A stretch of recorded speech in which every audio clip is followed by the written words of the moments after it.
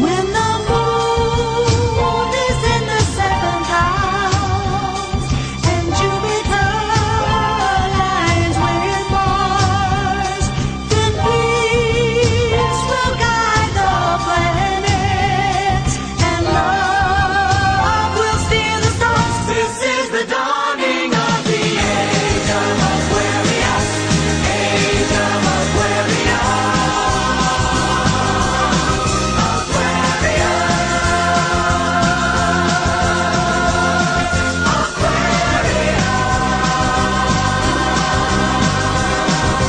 Harmony and understanding, sympathy and trust abounding.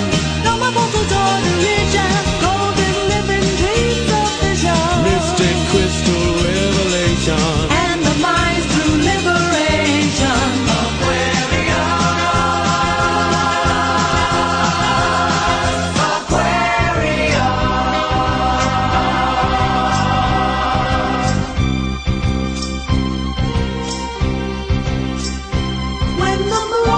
When the